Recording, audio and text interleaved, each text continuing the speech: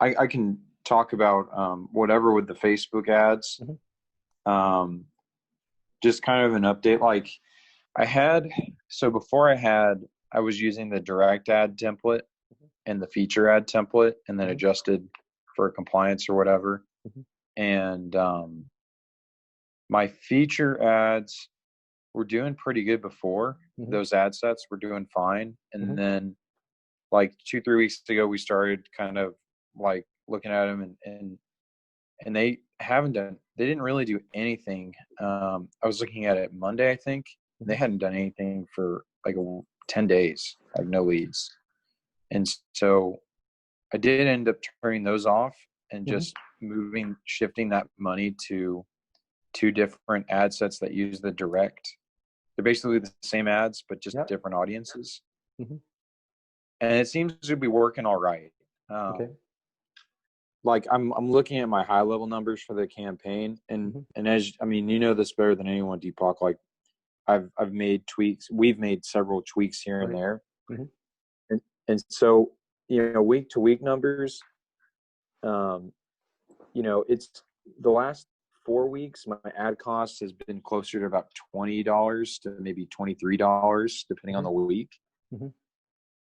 But I'm noticing too that like I booked a meeting last week. I booked my third booked meeting and that didn't Hmm. show.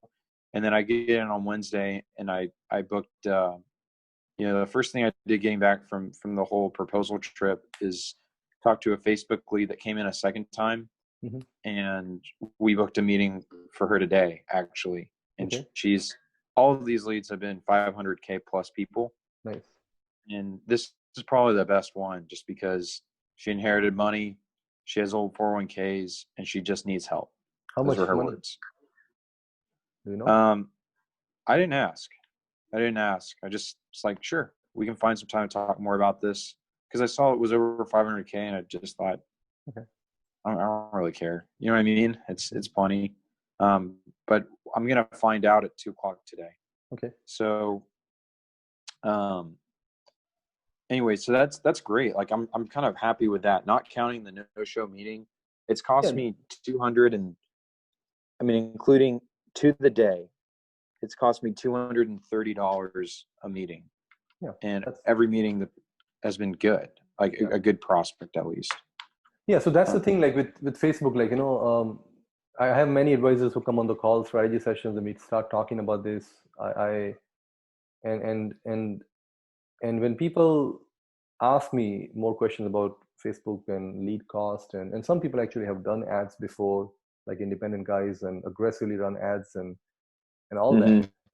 And a lot of times when people hear something like $200 for a meeting, 250, it kind of scares people, honestly, like for anybody, to be honest.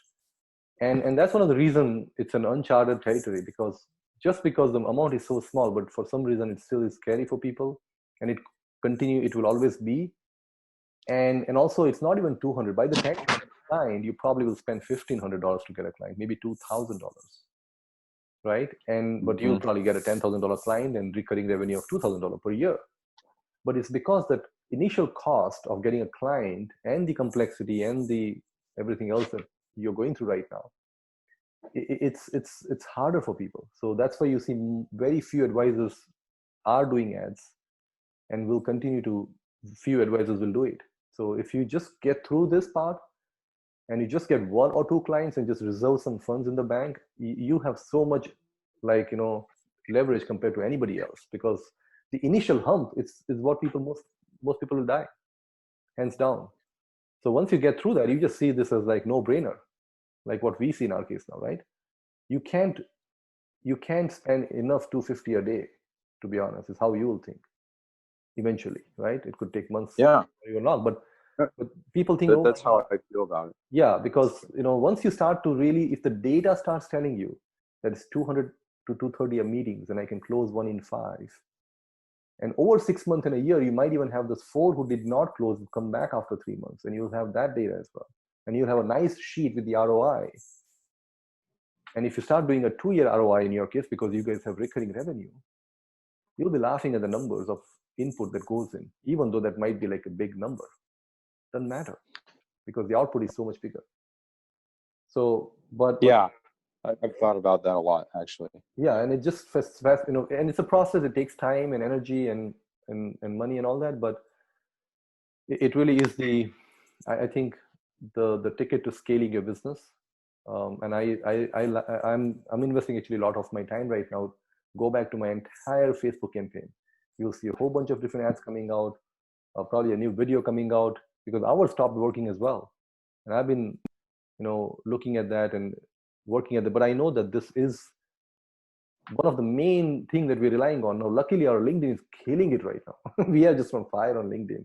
So we continue doing that. And that's why I like LinkedIn, because it gives you the cash to have this thing to play on Facebook. So again, my program, everything I teach is, I honestly believe in that, because so master both.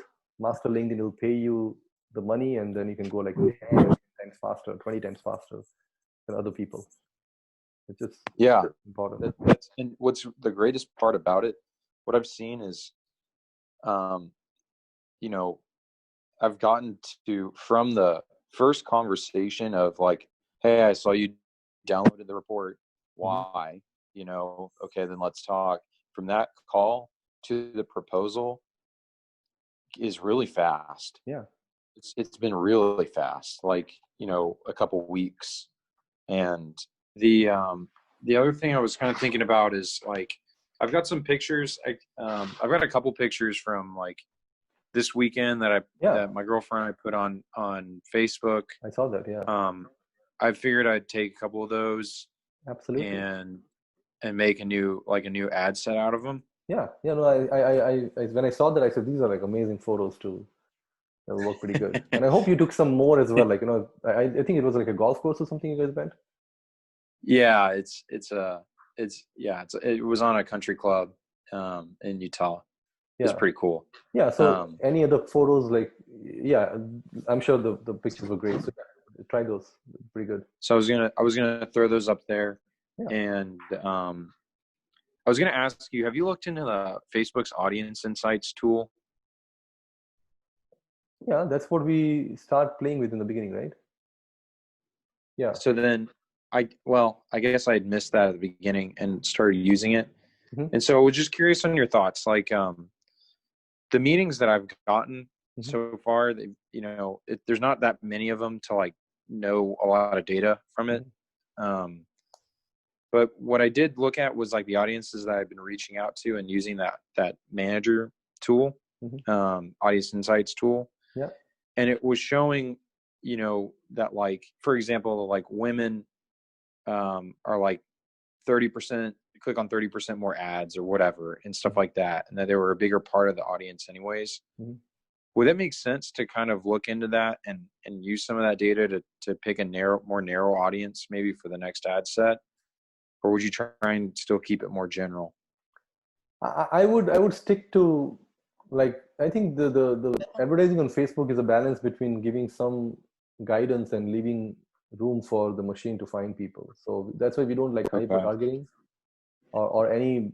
I mean, it's okay to do research, and what you could do is, when you're showing the ads, that you can just select male to be shown, which we never recommend anyways, in your case at least, for stuff like what you guys do.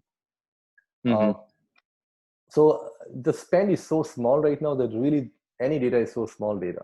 So yeah, I would just continue like running on it, because I think your audience is fine. It's always the message. Like, even in my case, right? I mean, I have a lot of different audiences that I've been running ads to, and I can find more. But going back, when I was looking at the same thing, I said, we know these are the people. Like, there's no question. It's there, and there are millions of them, or at least hundreds of thousands of people. Yeah. Now it's about perfecting our message to attract people. That's where I think energy must be spent, because your ad spend budget is so small that it's not going to really give you any meaningful data at this point. So any research you can do, I mean, it's fine to just make an observation and pattern. But what I would do is, write new ad copies if you have some, if you want to put some energy, get it compliance approved, then run some test in between, like for $5, and create like what we call like a sandbox environment, where it's a $5 testing bucket where you're trying ad for niches. So for example, if you're seeing women coming to you and having more of this discussion, then maybe have a report that is more suited for women retiring, as an example. Mm-hmm. I would Okay. create an ad that is more geared towards women, and see if you have any compliance issues, because you might have saying, oh, no, we help everybody, so no woman only type ads or whatever. Yeah. But it's better to put energy in this zone with your compliance team and you're writing ad copies than messing with the audience. The audience looks easy to mess with, but at the end, you have the audience already. There are women fans in that. It's better to come up with a better offer, or specific problems that you're talking about, that you're learning from people that you're talking to in your discussions right now. And again, for example, very same objection, and this is again for everybody listening, is this is how we learn from our marketing. So if you're hearing from one lady that, oh, I can manage myself, and if you're hearing from other people as well, and maybe there could be an ad that you write saying, hey, if you are planning to retire in the next X year and wondering if you want to self-manage your retirement or have an advisor, here's the report that gives you some view. Okay. And the report should be pretty much, telling them the pros and cons, and then giving them an option to speak with you to make a proper decision. Yeah, you're going to get a lot of people with objection perhaps, but you know what I mean? Like if you, this is more better, because if this is real, if you're hearing from real people that they're debating on this option, because it probably is a real objection, man, because they have to pay you $10,000 plus fee, right? Even on $1 million portfolio, and most people will have more than $1 million portfolios. Now you're talking 15-20 grand. They're probably debating, can we do it on our own? Somebody is telling them in their family that, oh, you can do everything on your own today. Technology is advanced. So create a report on that. I think that's better use of energy than messing with the buttons on Facebook. They are pretty much the same. Okay. So, you know what I mean? Like, so two sides of that is like one, creating a message, and then two, finding a report that obviously you look at our campaign structure. You need two things. You need an ad copy and an image, and then you need a report. Those two things. Okay. So you need to work on that and test it out. That's better use of energy, because you may land into something really nice here. Because right now what we give is a generic retirement guide, which is great. I mean, it is fine and it works. But if somebody had a really niche down retirement guide, going back to the first discussion we had with Kim today on the niche part, then it is going to get a lot more targeted leads for you. Okay. Think of Facebook is like a canvas, right? You can paint whatever you want. If you want to get women who are single or divorced or widowed or whatever, and they are going to make a decision, and they have this major questions, and if you want to help those ladies with X amount of portfolio make a decision and be a partner with you, then you can write an ad for that. If you want a business owner who's selling a business which is worth $5 million to retire and give away $4 million in estate or charities, you can write a report for that. You can literally define whoever you want, because the process of ad creation is the same. The testing is going to be the same. And because you're looking for a handful of people, audience is not going to be as crucial. I think you can run anything, and it'll go to the right people. Yeah, Facebook, the algorithm will help us with that. Exactly. Too. That makes a lot of sense. Yeah. And then the other part of the ads too is the ad form. Mm-hmm. And so, like, I was kind of curious, for the $500,000 thing on there, mm-hmm. is that to help kind of Facebook mostly like redirect ads to people with that kind of money? I mean, I wouldn't be upset if someone with 250 grand came through and became a client, but I'm just kind of curious on like the thought process there. No, so yeah, it's more as a qualification piece. So actually, Facebook really doesn't know any better, honestly, than you and I. It's just that Facebook is like a machine, right? So machine looks at like pure machine data, as if who is clicking, is Riley happy with the ad because he's still paying and not shutting down? Maybe I'm doing right. So they are more like machine binary decision-making process. But but in your, I think, again, in your case, everything is going great, so I wouldn't change anything. But the only change in future, if you were even thinking, so this So the only thing here it can manifest is, for example, let's say I had 250K portfolio and I clicked on the ad, and you can look at the number of clicks, and then you see number of leads. So the difference between the clicks and lead, which is your opt-in rate, what is it, by the way, right now? How many, give me the number right now, latest. Yeah, let me pull it up. The opt-in, so like, not the click-through. No, how many leads? It's 13%. So 33 leads on this campaign off of 247 clicks. Perfect. So when it's been right around that each week. It's pretty consistent. So 13% is a great opt-in. Actually, my opt-in rate is the same, 13%. Nice. For the last year, right? So, and mine is actually on a landing page, which is a lot more better sales mechanism than your lead form, but we're doing pretty good on lead form. So that's number one. So now the only thing this could be, and this is a good one to test then the audience, but because yours is working, I wouldn't mess it. Nobody can create a new ad with a new form and test this. And that could be, so what we're saying is of the 230 something people who clicked, they went to the form, and then the assumption, or not, the hypothesis we are making right now is that some of those people saw that question and then they said, oh shit, this guy doesn't work for people like me, so bye. Yeah. Or this report is only for people with money and I'm poor. And they left, right? That's the hypothesis, which probably there's some of it is valid as well. But so if that is the case, and the only way to test that would be by not changing ad or targeting or anything, because as I mentioned, it doesn't matter. There is no field. We are not saying that show it to only people with certain amount of money or who have this type of car or whatever, right? There's no such criteria we are given.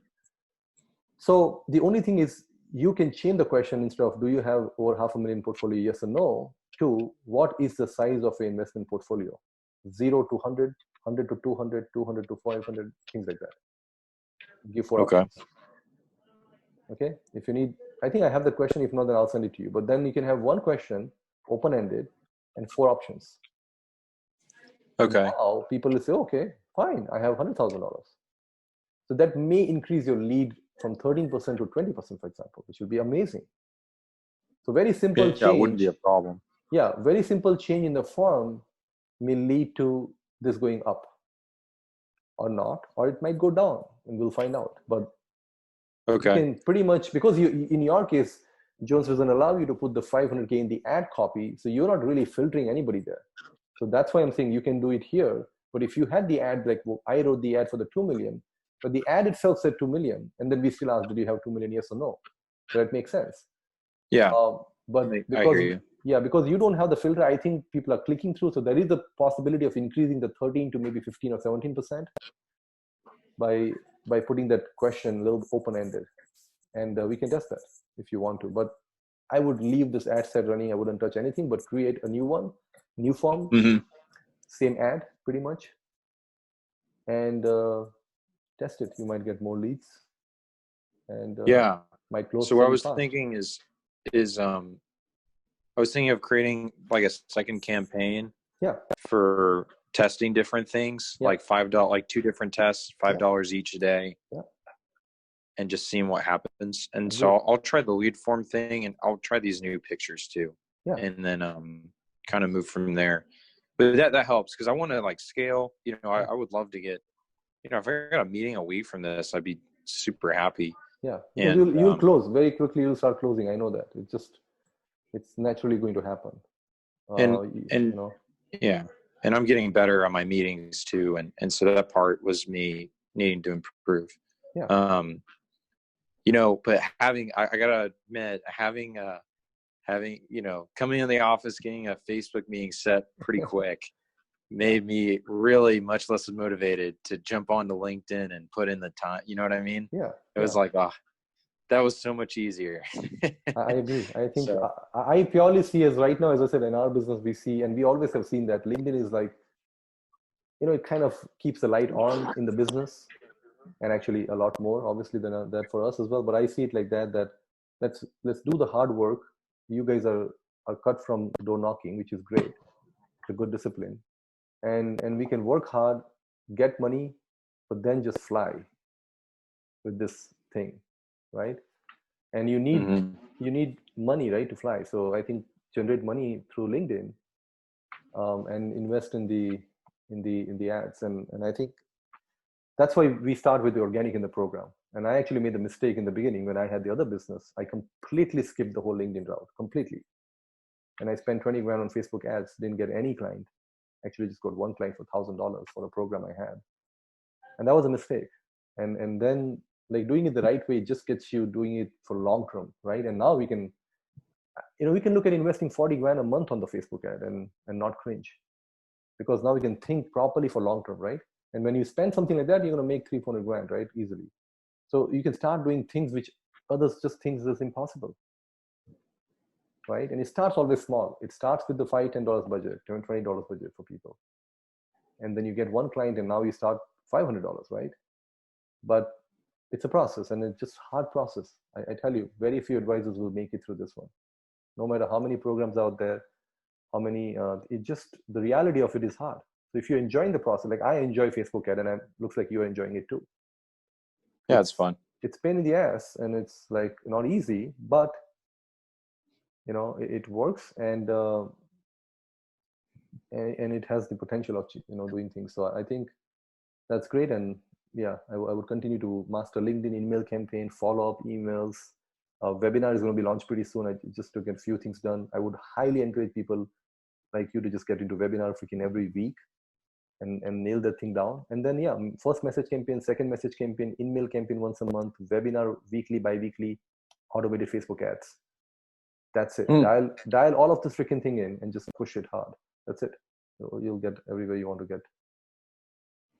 I have started doing the second message campaign again. I tweaked it a little for all of the IT managers that I've talked to lately. Yep. And the response is pretty good, actually. It's been like 15%, and a couple people so far have been interested, but just kind of like right now I'm dealing with something, but I like to talk in a couple of weeks. Good. And so that's what I've gotten so far from it. Yeah. I think when you guys kick in the webinar campaign that is coming out, it's going to be amazing. It'll just kind of really put the last missing piece that you guys have right now, which is the education part. I think it'll just create a lot of value. So, but we just have few campaigns that we want you to dial in and just perfect it for the whole year and going forward. So yeah, that's pretty much a marketing we would need. Awesome. Good. Thanks, Deepak. You helped me in many ways. I appreciate the time. Yeah, no, likewise. Good talking to you. Right, thanks.